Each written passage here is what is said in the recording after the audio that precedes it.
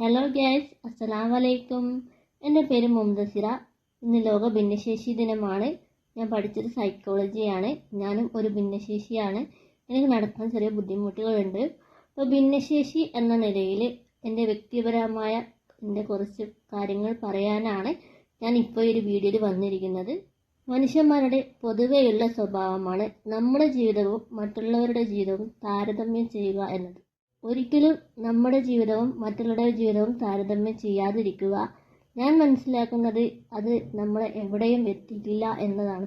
നമുക്ക് കിട്ടിയ ജീവിതം എങ്ങനെയാണോ അതിനനുസരിച്ച് നമ്മൾ സ്വന്തമായിട്ട് ജീവിക്കാൻ പഠിക്കുക എന്നതാണ് എനിക്ക് പറയാനുള്ളത്.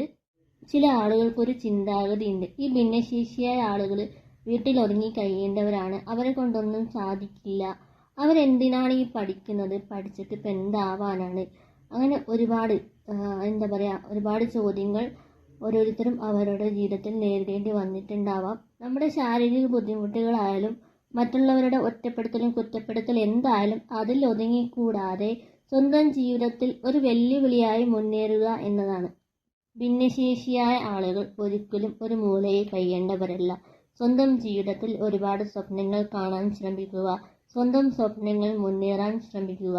അതുപോലെ നമ്മുടെ കഴിവുകളായാലും എന്തായാലും 4 ചുവരുകൾക്കുള്ളിൽ ഒതുക്കാതിരിക്കുക, 4 പേർ കാണുന്ന രീതിയിൽ മുന്നേറാൻ ശ്രമിക്കുക എന്നതാണ് എനിക്ക് പറയാനുള്ളത്.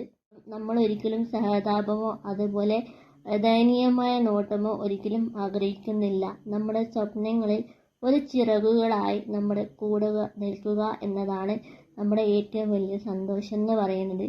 അങ്ങനെയുള്ള ആളുകൾ ഇല്ലയെന്നൊന്നും ഞാൻ പറയുന്നില്ല, ഒരിക്കലും അങ്ങനെയുള്ള ആളുകളുണ്ട്. നമ്മുടെ സ്വപ്നങ്ങളിൽ ഒരുപാട് ചേർത്ത് കൂടെ നിൽക്കുന്ന ഒരുപാട് നല്ല മനുഷ്യരുണ്ട്. എന്നെ സംബന്ധിച്ചിടത്തോളം എൻ്റെ വൈകല്യങ്ങളെ ഞാൻ ഒരു കുറവുകളായി കാണുന്നില്ല എന്നതാണ്. നോൺ ഡിസബിലിറ്റി ആയ ആളുകളെക്കാളും ചെറിയ കുറവുകൾ നമുക്കുണ്ടെങ്കിലും അതിലുപരി കൂടുതൽ ഞങ്ങൾക്കുമുണ്ട് എന്ന് വിശ്വസിക്കുന്നവരാണ്. അതിൽ ഞങ്ങൾ സന്തോഷവാന്മാരാണ്. ഒരിക്കൽ കൂടി സ്നേഹത്തോടെ ആശംസിക്കുന്നു ലോക ഭിന്നശേഷി ദിനം.